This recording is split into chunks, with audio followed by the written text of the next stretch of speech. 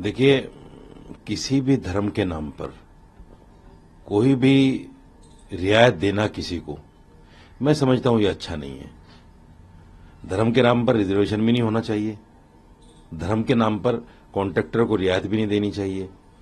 आप ये देखिए ना कि जो जरूरतमंद है, बिल्कुल, जो गरीब है उसको दीजिए। अब गरीब में चाहे वो मुसलमान है, चाहे वो सिख है, चाहे ईसाई है, चाहे हिंदू है, कोई भी है, गरीब को दीजिए। दूसरी ये है कि जितने भी कॉन्ट्रैक्टर्स होते हैं गवर्नमेंट के, वो उनके अपने जो ज्यादा पैसा खिलाता है उसको मिलता है। सबको पता है, कौन नहीं जानता है इसको। अब सवाल ये है कि मुसलमान पैसा खिला नहीं पाएगा। इन्होंने तय तो कर दिया, मुसलमान वो पैसा खिला नहीं पाएगा तो उसको फिर भी नहीं मिलेगा।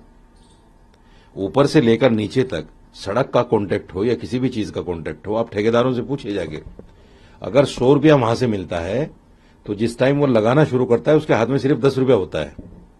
90 रुपया वो बांट चुका होता है। तो ऐसे में कोई भी कॉन्ट्रैक्टर जो आएगा वो क्या खाएगा, क्या लगाएगा, नंगा नहाएगा क्या, निचोड़ेगा क्या। बीजेपी कह रही है कि कांग्रेस वो तुष्टीकरण की राजनीति नहीं छोड़ रही है, इसको आप कैसे देख रहे हैं? देखिए, तुष्टीकरण तो हर पार्टी कर रही है, चाहे वो कांग्रेस हो, चाहे समाजवादी हो, चाहे बीजेपी हो। बीजेपी भी तुष्टीकरण कर रही है।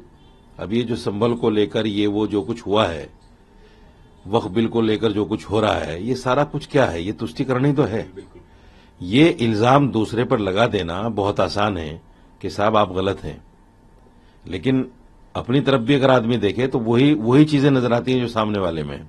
तो इसलिए मैं मानता हूं कि तुष्टीकरण तो हर राजनीतिक पार्टी कर रही है। और आज के वक्त में तुष्टीकरण की राजनीति ही कामयाब है, नफरत भरी राजनीति कामयाब है। वही राजनीति कामयाब है जो मुसलमान के आसपास घूमती हो। कांग्रेस रिजर्वेशन के नाम पे सियासत कर रही है, बीजेपी उसको ना देने के नाम पर, हालांकि दे भी रही बीजेपी, ऐसा नहीं कि बीजेपी नहीं दे रही है। आप मुझे बताइए, जितनी भी स्कीमें हैं वो क्या मुसलमानों को नहीं मिल रही हैं? लेकिन नाम नहीं ले रही है बीजेपी, नाम नहीं ले रही है कि साहब ठीक है स्कीमें हैं, कोई बात नहीं, हम मुसलमान को नहीं देंगे, नहीं दे रहे हैं, हालांकि दिया जा रहा है। तो ये सब राजनीति है। पब्लिक को ये समझना पड़ेगा कि इस राजनीति से मुल्क का फायदा है, हमारा फायदा है या हमारा नुकसान है। जब तक अवाम इसको नहीं समझेगी, जब तक राजनीतिक पार्टियां यही सब कुछ करती रहेंगी। कांग्रेस तो कह रही है सर कि के दौरान तो हम पूरे कर रहे हैं। नहीं, सवाल ये है कि वादा आप ऐसा करते क्यों है कि जो मुसलमान के नाम पे हो?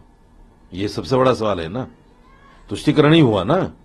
आप मुसलमान के नाम पे अगर रिजर्वेशन दे रहे हैं और अपने मैनिफेस्टो में लिख रहे हैं और फिर आप कर भी रहे हैं उसको पूरा, ठीक है कर रहे हैं आप, लेकिन आपने तुष्टीकरण तो कर लिया ना पहले ही, मुसलमान का नाम लेके। मुसलमान का नाम क्यों? धर्म के नाम पर रिजर्वेशन के मैं भी खिलाफ हूं, नहीं होना चाहिए।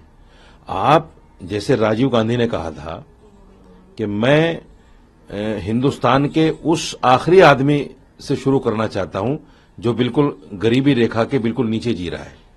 अब वहां से शुरू कीजिए ना, वही रणनीति अपनाइए। उसमें क्या मुसलमान, क्या ईसाई, क्या सिख, क्या हिंदू, सबको दीजिए। अगर आप सिर्फ मुसलमान को देंगे, और मुसलमान को आपने दिया क्या है? आप 65 साल की कांग्रेस की हिस्ट्री उठा के देख लीजिए। आजादी के बाद में जो रेशो था हमारा नौकरियों में, पार्लियामेंट में, विधानसभाओं में, आज देखो कहां है। ये कांग्रेस की देन है। आज कांग्रेस ने हमें अछूत बना के छोड़ दिया। आप एक सूबे में, एक स्टेट में हमें रिजर्वेशन दे रहे हैं, और पूरे इंडिया में अगर देखो तो हाल ये है कि राहुल गांधी मुस्लिम महलों में वोट मांगने नहीं जाते, मुसलमानों के साथ मंच साझा नहीं करते। एक तरफ आप हमें रिजर्वेशन भी दे रहे हैं, दूसरी तरफ अछूत बना के छोड़ रहे हैं। ये कौन सा मुसलमानों के साथ अन्याय है? तो ये सारी चीजें हैं, ये राजनीति के अंडर सब चीजें आती हैं। कहीं उनको लगता है कि हाँ अब हमें यहां मुसलमान के नाम से रिजर्वेशन देके फायदा होगा तो रिजर्वेशन दे रहे हैं। अगर उनको लगता है कि हमें मुसलमान के महल्ले में जाकर वोट न मांगने से फायदा है तो वो कर रहे हैं।